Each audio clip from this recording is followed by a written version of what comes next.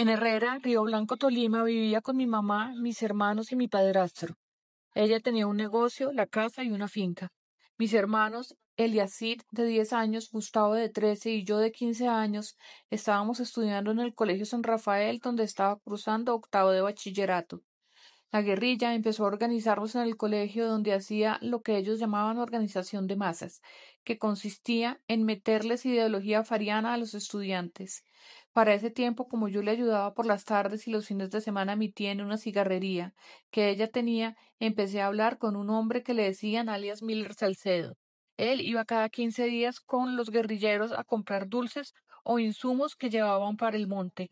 Como mi mamá tenía una talabartería en el pueblo, donde se hacía el tratamiento de cueros, los hombres de la guerrilla empezaron a llevarle los uniformes y los equipos diciéndole que ella debía arreglarlos. Como ella se negó a prestarles ese servicio, el guerrillero alias Miller llevó al pueblo otro talabartero para que él les hiciera esos trabajos y así empezar a ponerle competencia en el mercado a mi mamá. A partir del año 2004, como estrategia militar, el gobierno nacional empezó a reforzar la presencia del ejército en la región. Ellos llegaban a Herrera, Tolima, cada 3 meses y después volvían a trasladarse. Así empezaron a moverse las cosas en el pueblo. Al salir el ejército volvía la guerrilla y después cuando volvía el ejército se iba la guerrilla y así sucesivamente por un año más o menos. En una de esas entradas de la guerrilla, un señor al que le decían alias Cristian Pérez, quien era el cantante de la guerrilla, hizo una reunión en la que tuvo que ir todo el pueblo. Ese día leyeron una lista de las supuestas mujeres que, según ellos, por ser novias, parejas o familiares de militares, colaboraban con el ejército. En una lista de más de 30 mujeres me llamaron a mí porque decían que yo supuestamente era novia de un soldado. A 2 muchachas que estaban en la lista las llamaron para matarlas, a otras les pusieron como castigo lavar la plaza de mercado, la casa colonial, barrer todo el pueblo y pintar las casas, y a las restantes nos sentenciaron a abandonar el pueblo. En ese momento yo tenía 15 años, cuando vi que me pusieron en esa lista sentí que casi me muero y me puse a llorar porque mi mamá era lo más importante para mí. Después de ese día, el tiempo fue pasando, pero todos seguíamos a la expectativa de lo que iba a pasar después de esa reunión. A las mujeres que les pusieron los castigos los cumplieron, pero como yo no sabía para dónde irme, decidí quedarme en el pueblo. Pasados 3 meses de la reunión, todo se calmó y pensé que se había olvidado de eso, hasta el día que llegaron al colegio alias Mico y alias Cuadrito con varios hombres uniformados y armados con fusil en un carro para llevar a los muchachos que iban a reclutar. Cuando salí ese día del colegio se acercaron y me dijeron que venían por mí, y aunque yo le pedí que me dejara ir, respondieron que, como yo no me había ido del pueblo, entonces la orden era matarme, así que si no me iba con ellos me mataban. Ese día me subieron al carro con 5 menores más, pero yo era la única mujer. Nos llevaron a una finca cerca del pueblo para pasar la noche y al otro día en la madrugada vino alias Mico a decirnos que debíamos irnos a otra finca por el lado del páramo, a donde un señor que le decían alias Pedro Mochilas. Al llegar allá nos dejaron con los comandantes de los milicianos, que eran alias Macho, alias Cristian Pérez y alias el Indio Efraín. A partir de ese momento estuvimos durante 3 días en entrenamiento de polígono hasta que decidieron que a los muchachos los iban a dejar en el pueblo como milicianos y a mí me iban a internar como guerrillera.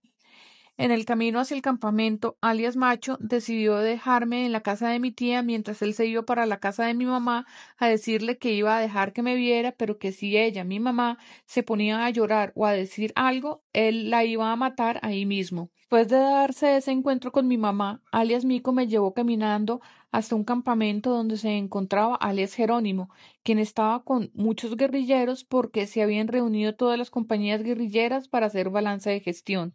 Al otro día en la mañana, alias Jerónimo me llamó a su caleta y desde ese momento empieza a obligarme a quedarme con él todo el tiempo para abusar de mí. Una semana me hizo ir hasta 3 veces por día a la caleta para tomarme fotos y obligarme a estar ahí con él. Yo estaba muy asustada, lloraba todo el tiempo y le decía que no quería estar ahí, por lo que él empezó a golpearme. Durante el transcurso de esa semana tomé la decisión de buscar a alguien que me ayudara entre tantos guerrilleros.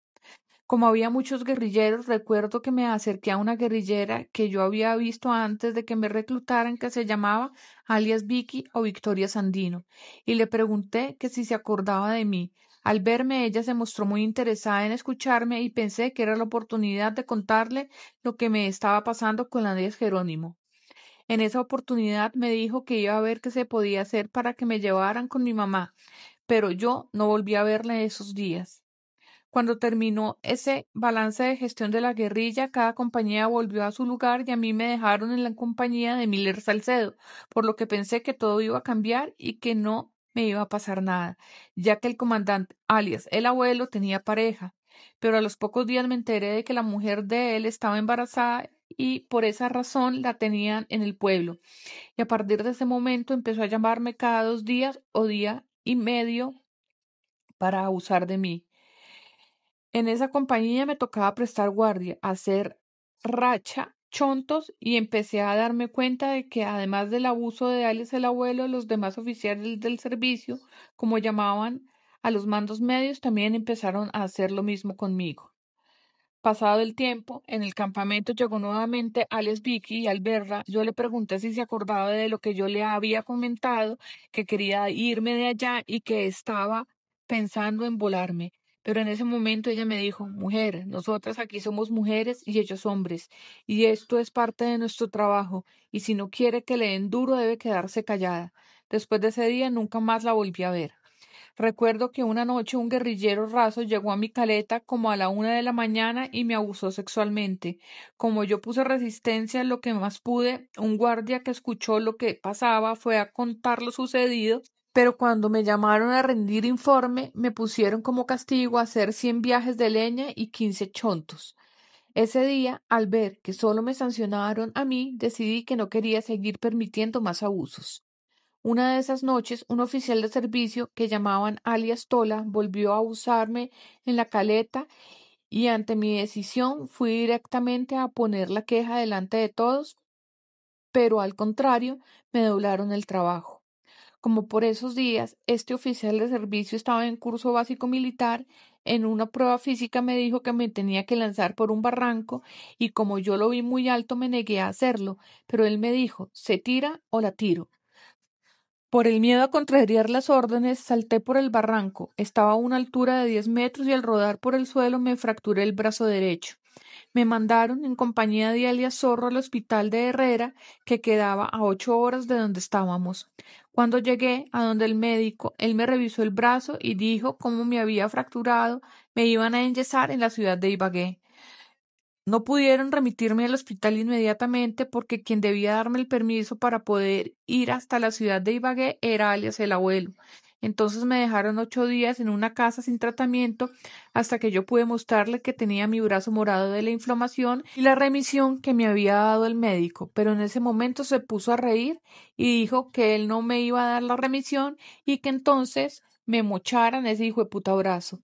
Como me dio mucho miedo por lo que pudiera pasarme, busqué la manera de comunicarme con mi mamá y le conté que alias el abuelo no me dejaba salir y en ese momento ella se enojó mucho y se fue hasta donde estaban esos comandantes a reclamarles que tenían que responder por mí y dejarme salir. Al verla, alias el abuelo aceptó que yo fuera a la ciudad de Ibagué, advirtiéndole que si me llegaban a capturar, mi familia iba a pagar las consecuencias de haberme dejado salir. Para mi traslado al hospital encargaron a una amiga cercana para acompañarme, pues por órdenes de alias el abuelo, mi familia tuvo que quedarse como garantía. Al llegar al hospital de purificación me revisaron nuevamente, nos explicaron que por el tipo de tratamiento que necesitaba tampoco podían atenderme y me remitieron nuevamente a Ibagué, donde a los 10 minutos de mi llegada se me acercaron unos funcionarios del DAS quienes me comunicaron que ya sabían quién era yo. Me leyeron unas condiciones y me puse a llorar. Durante 4 días en el hospital Federico Lleras bajo vigilancia de un funcionario y a mi salida ellos le solicitaron a mi padre que se hiciera cargo de mí. A los 4 días volvieron a buscarme para llevarme a hacer reconocimiento de guerrilleros por fotos, entre las que tenían algunos de alias el abuelo, la esposa y otros más. pero yo no hice el reconocimiento de ninguno por temor, ya que la guerrilla tenía retenida a mi familia. Como pasaba el tiempo y yo no decía nada, mi papá empezó a presionarme y a decirme que colaborara, que si yo no hablaba iba a dejar que me metieran a la cárcel, por el miedo que le generaba la situación.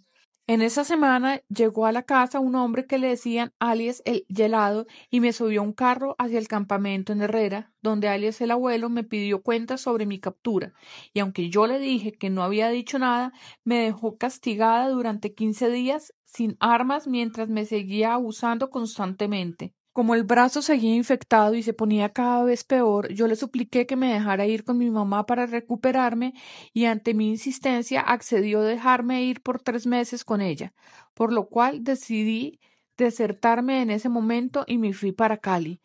Con el paso de los meses me di cuenta que la tensión había bajado y decidí viajar de nuevo a mi casa para diciembre con mi mamá. Pero cuando los guerrilleros se enteraron que yo había regresado a la región, llegaron a mi casa y me llevaron con ellos en una comisión por Maracaibo, donde estaba nuevamente alias el abuelo. Mes de marzo de 2007 volví a pedirle nuevamente a alias el abuelo que me dejara ir donde mi mamá y él aceptó, pero me dijo que si yo me iba a Herrera y me encontraba nuevamente de Zapa, no me la iban a rebajar. Al regresar con mi mamá, yo permanecía en mi casa, pero con el tiempo empecé una relación sentimental con un compañero que era civil y quedé embarazada. Me dio mucho miedo porque si se enteraban, mi comportamiento iba a ser castigado en la guerrilla mediante un consejo de guerra. Como yo seguía en recuperación del brazo, unos milicianos volvieron a mi casa a llevarse a mis hermanos en reemplazo mío. Como en esa oportunidad no se dieron cuenta de que yo me encontraba en embarazo, mi mamá se desplazó con ellos y yo me quedé en Herrera con mi padrastro para evitar que los reclutaran. A finales de noviembre, los guerrilleros se enteraron de que yo estaba embarazada. Mandaron a una guerrillera a que me vigilara y me dijera que a los 3 días de que naciera el bebé me iban a llamar para castigarme, pero yo sabía que era para fusilarme. Como mi padrastro veía la presión que teníamos encima, apenas pudo en la madrugada, a las 3 de la mañana, salimos de allá. Cuando los guerrilleros se dieron cuenta de que nos habíamos ido, buscaron a mi abuelo y lo extorsionaron un tiempo sacándole plata. Nunca más volví a ese lugar. Y como tenía mucho miedo a que me encontraran, entonces duré muchos años escondida y no me presenté tampoco al programa de desmovilización porque sabía que allá también podían encontrarme.